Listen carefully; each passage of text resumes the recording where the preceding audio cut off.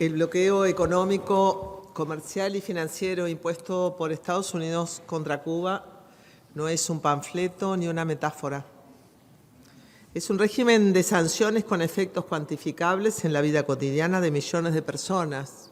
Y sí, señora presidenta, es grave y urgente.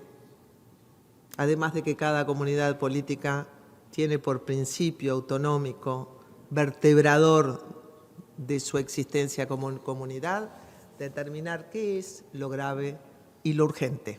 No existen criterios objetivos, sino los criterios que una comunidad política decide compartir.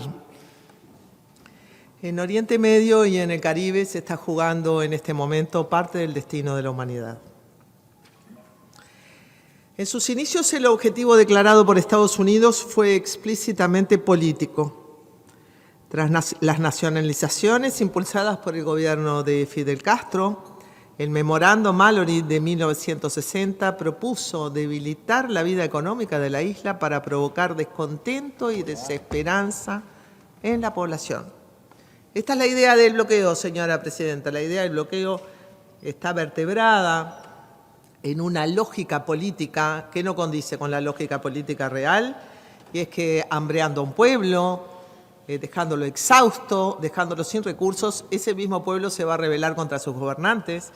Es una lógica falsa porque los pueblos solo conspiran justamente cuando tienen fuerza para conspirar.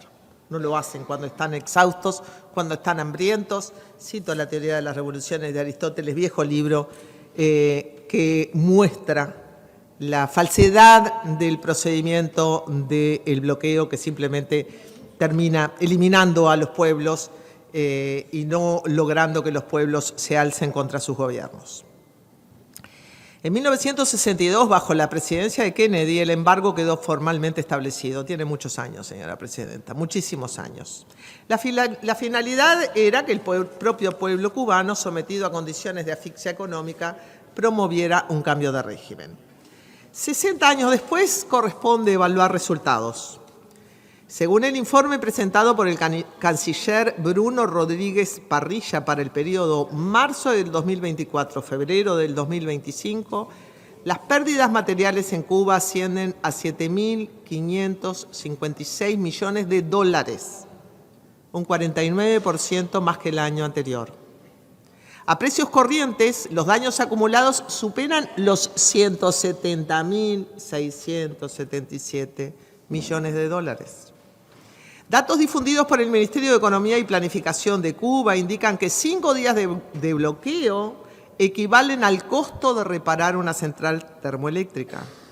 12 días de bloqueo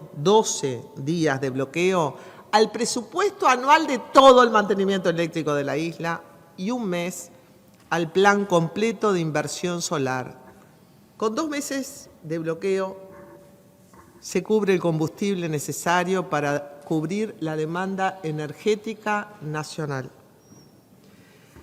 De acuerdo con BBC Mundo, Cuba necesita alrededor de 110.000 barriles diarios de petróleo y produce 40.000. Las restricciones financieras y comerciales agravan una crisis energética que hoy se traduce en apagones de más de 20 horas diarias en distintas regiones del país. Imaginen el impacto de esto en hospitales, escuela, transporte, producción de alimentos, acceso a insumos médicos. Como señala la investigadora chilena Florencia Lagos, en una edición que recomiendo, la última edición del semanario Brecha sobre este tema, con muchas voces y con mucho pluralismo de miradas, de 27 de febrero de este año, Estados Unidos, la potencia militar más grande del mundo, ha perdido hegemonía y no existe nada más peligroso que un poder que pierde su control sobre el planeta. Su lectura sitúa el cerco sobre Cuba en un escenario de reconfiguración global marcado por tensiones entre el eje occidental y el eje euroasiático.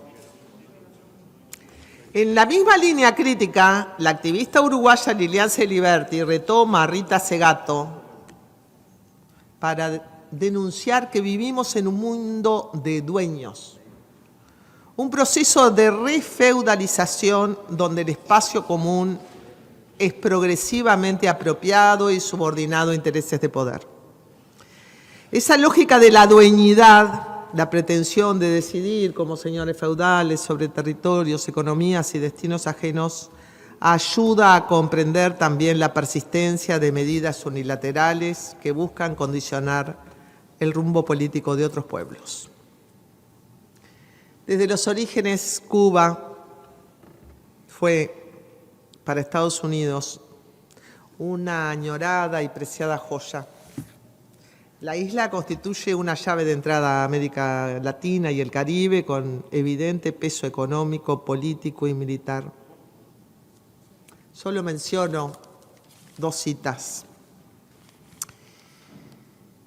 René González recuerda, y estoy citando el mismo artículo de Florencia Lagos Newman, el presidente Teodoro Roosevelt, enaltecido hoy por los anexionistas de Miami como libertador de Cuba en septiembre de 1906, durante la segunda intervención militar de Estados Unidos en la isla, expresaría, cito, «Estoy tan enojado con esa infernal pequeña república cubana que me gustaría borrar a su pueblo de la faz de la tierra». Era el mismo pensamiento del empresario Cyrus Duval, recogido por el diario Washington Post, el 13 de agosto de 1900. Si primero pudiera hundirse la isla por una media hora, si todas las cosas vivas pudieran ser removidas y purificarse la tierra con fuego y agua y repoblarla con norteamericanos, entonces sería un paraíso en la tierra. Este bloqueo, que es uno de los bloqueos más totales, más sistemáticos y más largos que se conocen en la historia del mundo, ha también sido condenado innumerables veces por la Asamblea de las Naciones Unidas. Uruguay no se está apartando de esta condena sistemática de la cual se han apartado siempre Israel y Estados Unidos, pero la condena al bloqueo de Cuba tiene toda una historia de la cual esta sesión hoy está ingresando a esas condenas que se han producido tantas veces por la Asamblea de las Naciones Unidas a lo largo del tiempo. A pesar de ese bloqueo único que ha sufrido Cuba, Cuba ha desarrollado políticas públicas en salud, educación y cooperación internacional que han tenido impacto regional y global. Y hasta hace poco era un país de desarrollo humano alto, teniendo un nivel de pobreza y de carencias críticas que es casi imposible pensar cómo se puede tener un nivel de desarrollo humano alto con las dificultades en materia sanitaria y en materia energética. Y lo es porque Cuba, que fue el primer país que despenalizó el aborto de América Latina, aprovecho siempre para pasar este aviso, supo tener uno de los niveles educativos de la población más altos de toda América Latina en contextos de una gravedad y estrechez de su situación económica muy impresionante. Y es por eso por lo que son conocidos los médicos cubanos. Yo recuerdo que en La Habana habían algo así como 7 facultades de medicina. Y las misiones médicas cubanas han llegado a decenas de países, incluidos contextos de emergencia sanitaria. Uruguay recibió cooperación oftalmológica y profesionales formados en Cuba que ampliaron el acceso a la salud en sectores vulnerables. Y esta dimensión solidaria no es un dato menor. Y acá voy a lo que decía la senadora Blanca Rodríguez: solidaridad, solidaridad, solidaridad. Eso siempre es grave y urgente. En el plano multilateral, como dije, año tras año, la Asamblea General de las Naciones Unidas vota por abrumadora mayoría el fin del bloqueo. En el marco de la OEA, expertos independientes han señalado que las medidas coercitivas unilaterales deben evaluarse a la luz de las obligaciones internacionales en materia de derechos humanos, particularmente cuando afectan el acceso a alimentos, medicamentos, energía y desarrollo. Y permítame decirle, presidente, que encuentro increíble que en un momento que estamos reclamando por el orden internacional, en un momento en que estamos reclamando por la vigencia de los derechos humanos en un país de América Latina, estemos solo los senadores del Frente Amplio en esta sala. Después de más de 6 décadas, la pregunta es inevitable. ¿Ha cumplido la política de bloqueo sus objetivos declarados? La evidencia indica que no ha producido transformaciones políticas estructurales en el sistema cubano, pero estamos teniendo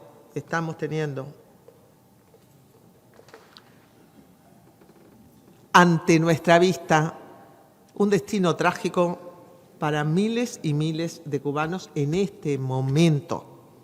Y así como Antonio Guterres había declarado que Gaza se estaba transformando en un cementerio a cielo abierto de niños, estamos denunciando lo mismo en estos momentos, señora presidenta.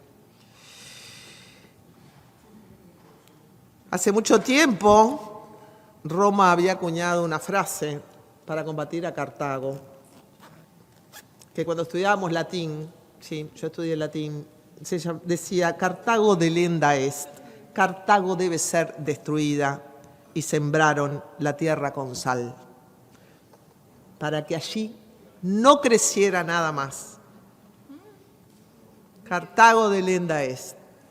Nosotros estamos en tiempo de delenda est, es decir, de cosas que deben ser destruidas, y allí nuestra voz, como políticos, políticas, independientemente de a qué sector pertenezcamos, si existe alguna noción de política, allí la política debe levantarse contra la fuerza, allí la política debe levantarse contra la destrucción, allí la política debe levantarse contra el asesinato, porque la política es la voz de las razones y el convencimiento contra la fuerza bruta. Así que rechazar el bloqueo no es un gesto retórico ni una adhesión a crítica a ningún modelo político.